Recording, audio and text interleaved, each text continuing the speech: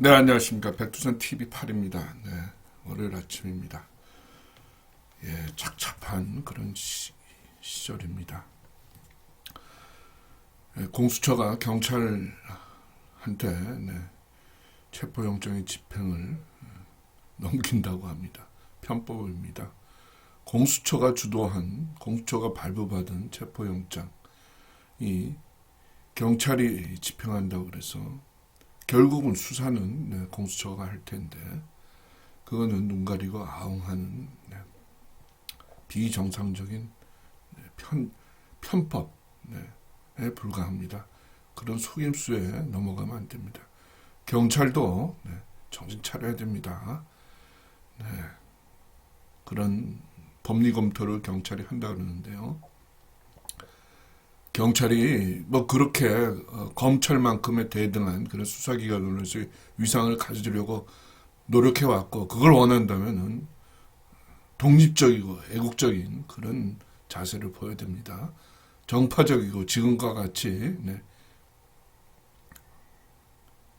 매국적인 그런 행동을 보여서는 택도 없는 소리입니다. 그런 점을 강조합니다. 따라서 경찰의 집행 요구 공수처가 거부해야 됩니다. 참고하시기 바랍니다. 자, 우리 한번 이 시점에서 장기적인 관점을 한번 전망을 해볼 필요가 있습니다. 그래서 몇 가지 생각나는 점을 적으면서 우리가 어떤 길로 가야 되는가, 지금 뭐가 문제인가라는 점을 한번 같이 생각해 보겠습니다. 자, 문제는 이겁니다. 윤석열, 윤통이 탄핵이 되면 좋은 세상이 옵니까?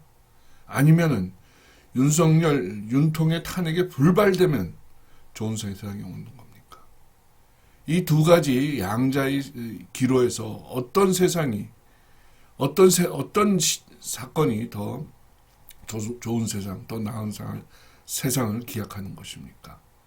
우리는 이 점을 놓고 우리의 행동, 방향을 정해야 되지 않는가라는 생각을 합니다. 윤석열이라는 사람은 어떤 사람입니까? 검찰을 떠났다가 문재인 노무현 정권에서 검찰에 들어왔습니다.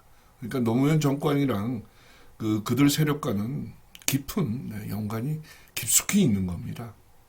그러다가 불법 탄핵, 박근혜 대통령 불법 탄핵 당시에 실무 책임자를 했습니다. 그죠?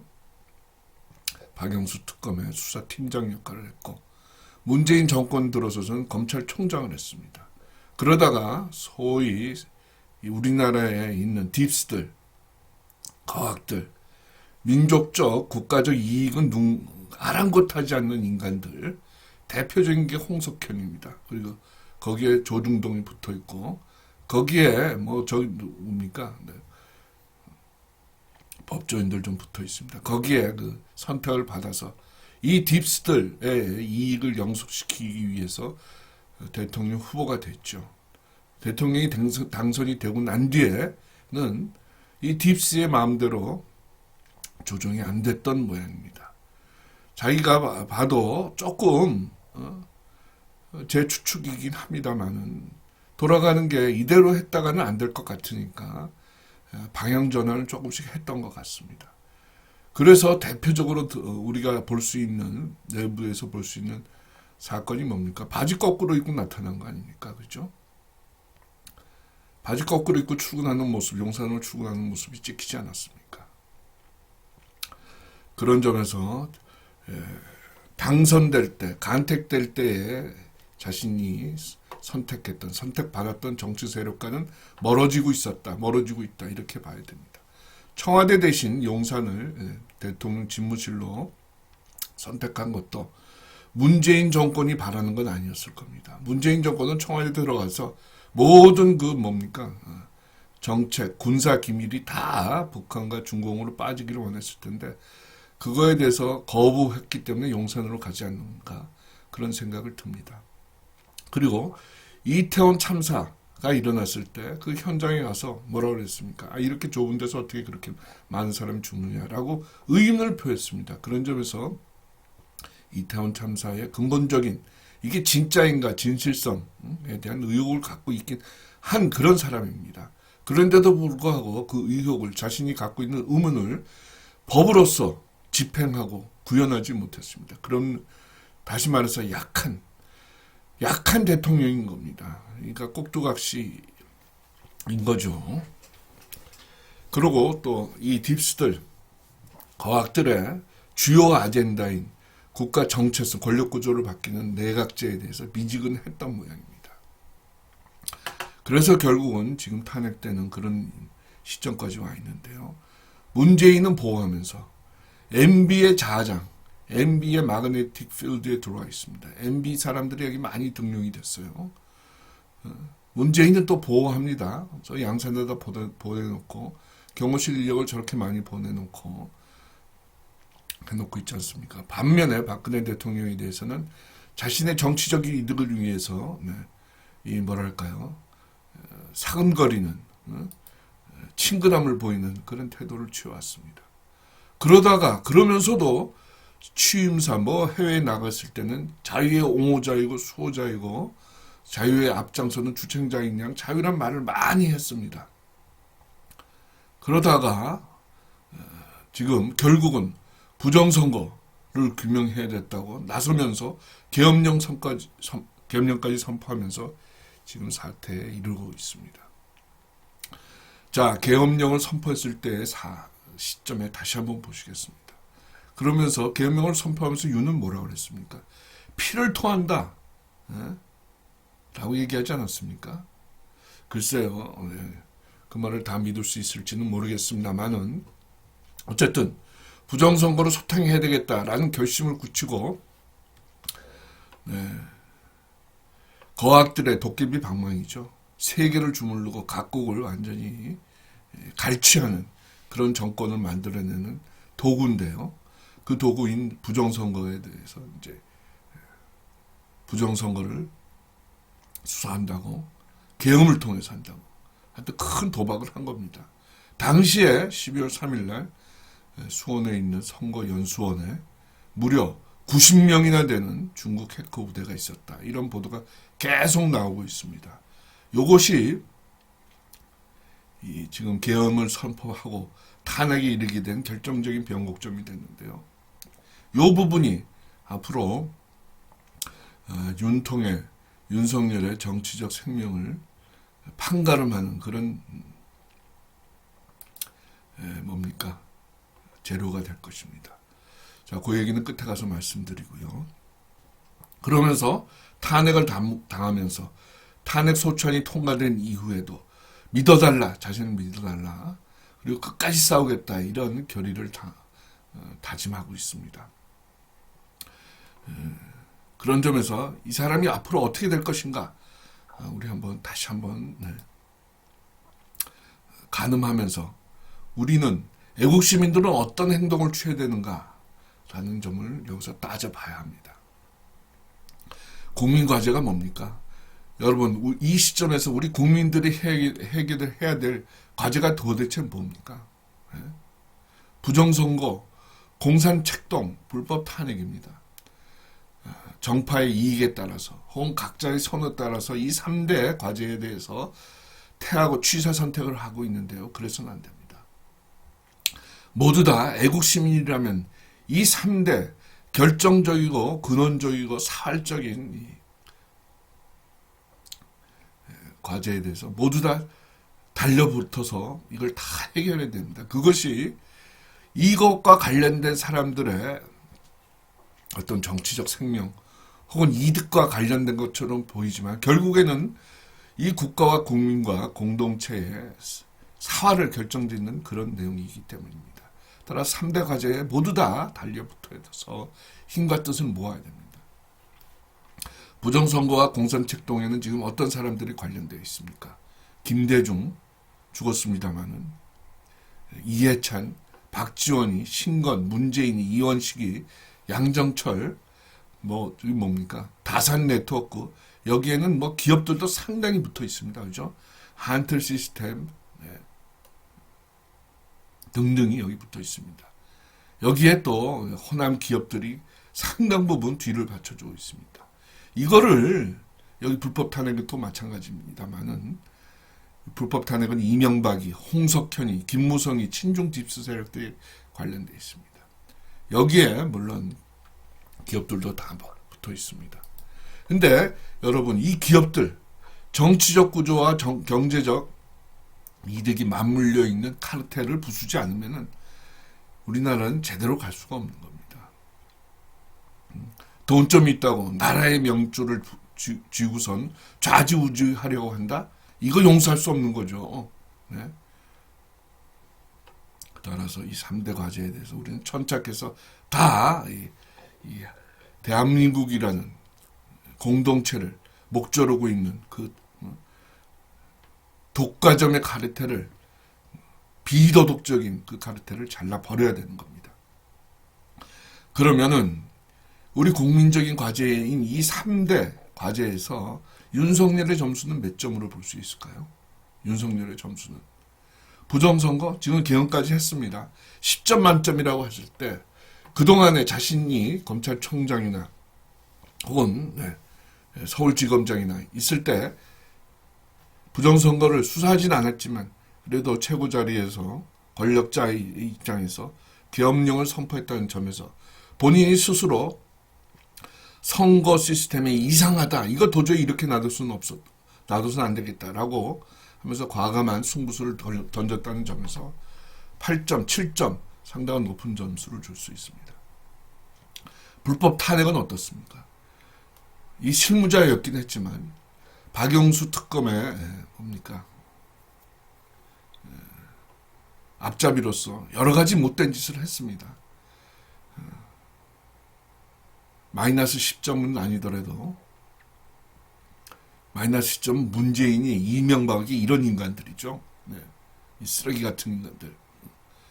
또 마이너스 점을 주지 않을 수 없습니다.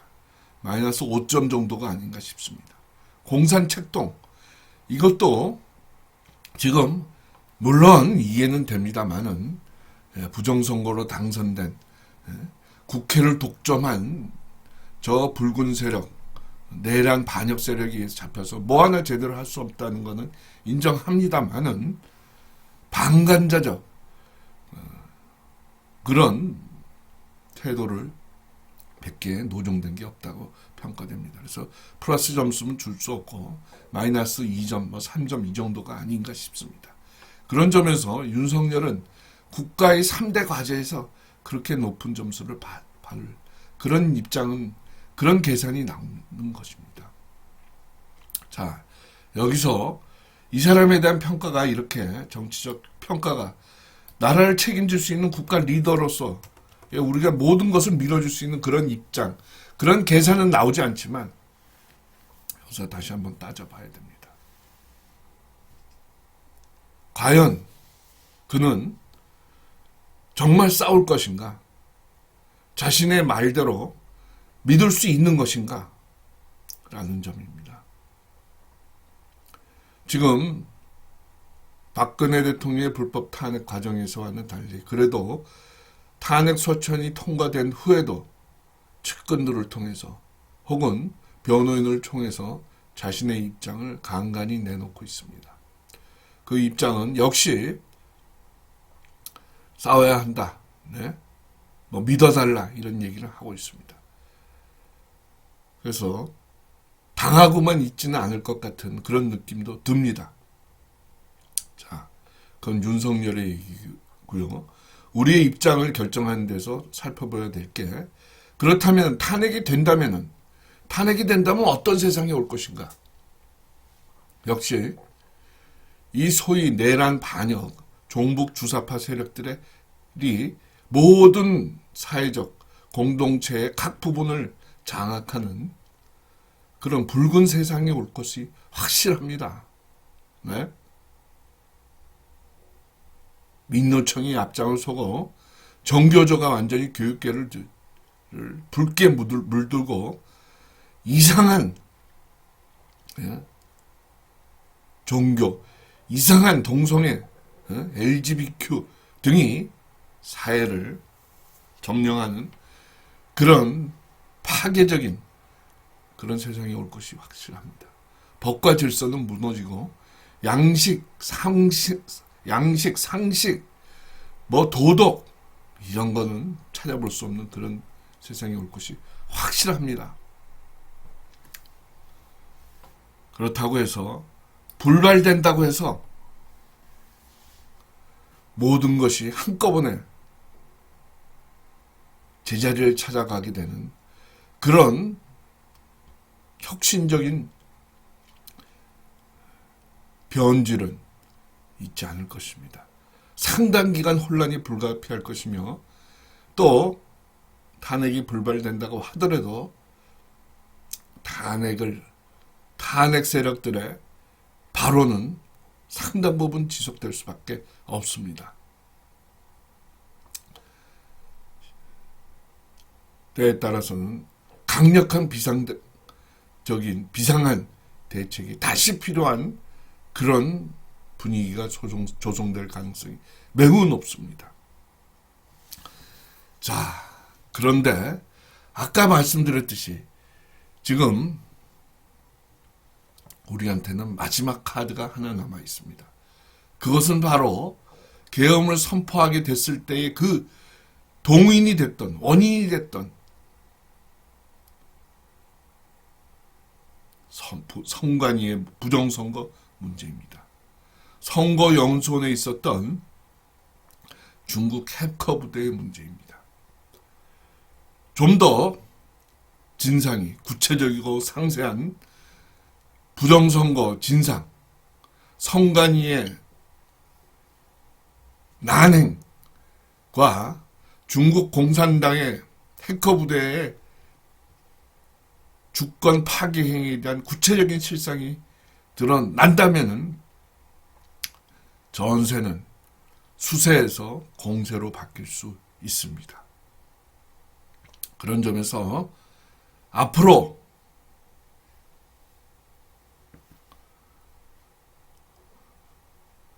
(1월) 중하순에 있을 수 있는 중국 해커 부대에 대한 진상 공개에 우리는 애국 시민들은 초점을 모아야 한다고 생각합니다.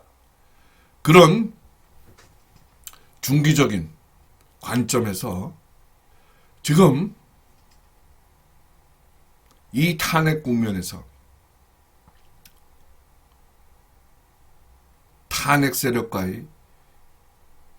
탄핵 세력의 주도권이 더 확장되지 않도록 우리가 견제하고 제어하는 게 필요한 시점입니다. 따라서 장기적인 전망을 이와 같이 하면서 탄핵되면은 붉은 세상이 올 가능성이 100%다. 불발되면 상당 기간 혼란은 불가피하다라는 입장을 가지면서 중하순에 있을 수 있는 부정선거, 중국 해커 부대, 우리를 통한 주권의 말살, 침해, 진상의 공개에 우리의 초점을 모으면서 싸워야 되겠다고 생각합니다. 그런 점에서 탄핵의 기울기가, 이 전국의 기울기가 탄핵 세력에 넘어가지 않도록 애국 시민들은 줄기찬 대응을 해야 됩니다. 그런 점에서 탄핵을 당한 윤통 측에서도 향후 있을 수 있는 부정선거의 진상, 공개란 그 변곡점을, 이 폭발성을 증가시키기 위해서라도 절대로 지금 탄핵 세력의 망동에 물러서거나 후퇴하거나 주춤주춤하는 모습을 보여서는 안 된다는 점을 말씀드립니다. 좀 더 적극적이고 좀 더 전투적인 자세를 취하면서 탄핵 정국의 주도권을 절대로 잃어버리는 그런 우를 범해서는 안 됩니다. 애국 시민들의 노력에 의해서 여론조사 결과를 믿지는 않지만은 윤통에 대한 지지율이 그래도 30%를 넘었다는 점에서 탄핵의 주도권이 완전히 저쪽으로 넘어간 것은 아니다. 라는 우리는 추산을 할 수 있습니다. 앞으로 이런 큰 그림 속에서 애국 시민들이 뜻과 힘을 모아서 훼손된 국민 주권을 회복하는 그런 거대한 목록 속에서 이번 윤통에 대한 불법 탄핵에 전투적 대응을 해야 됩니다. 아쉬운 것은 각 부문별로 아직 뜻이 제대로 합심되지 못하고 있습니다. 윤통이 검사 시절에 아주 난폭한 수사를 함으로써 많은 피해자가 있었습니다.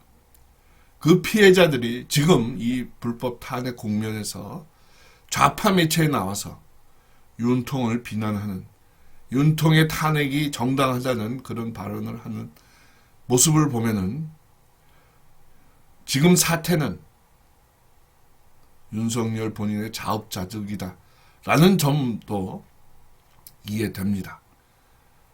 그러나 지금은 이 나라가 넘어가고 있는 실정입니다. 이 나라가 부정선거와 공산착동 그리고 불법 탄핵에 앞장섰던 인간들한테 뺏기는 그런 일은 절대로 일어나서는 안 된다는 점에서, 그리고 그런 부정적인 면뿐만 아니라 긍정적으로도 부정선거를 반드시 진상규명해야 된다는 점에서 우리는 이번 불법 탄핵이 이루어지지 않도록 지금 시점은 힘을 모아야 한다는 점을 강조드립니다. 어려운 시점입니다. 어려운 결정입니다. 그러나 계엄을 선포했던 부정선거를 제대로 진상규명도 못하고 부정선거를 진상규명하기 위해서 선포한 계엄이 그냥 흐지부지 된다면 이 나라는 정말 산산조각나고 그 조각들은 다 이 공산 붉은 세력들이 주워갈 것입니다. 그렇게 될 경우에 어떤 미래가 그려지는지 여러분들은 잘 아실 겁니다. 이런 점에 주목해서 우리의 갈 길을 정해야 되겠습니다. 지금은 불법 탄핵, 윤통의 불법 탄핵에 맞서 싸워야 하며 부정선거 진상규명에 힘을 모아야 합니다. 그래야지만이 주사파 세력, 내란 세력, 반국가, 반민족, 매국 세력을 우리가 정의의 심판대에 조속히 올릴 수 있습니다. 이 점 꼭 기억해 주시기를 강조 드리는 바입니다. 감사합니다. 다음 시간에 뵙겠습니다. 백두산 TV 8입니다. 구성자입니다.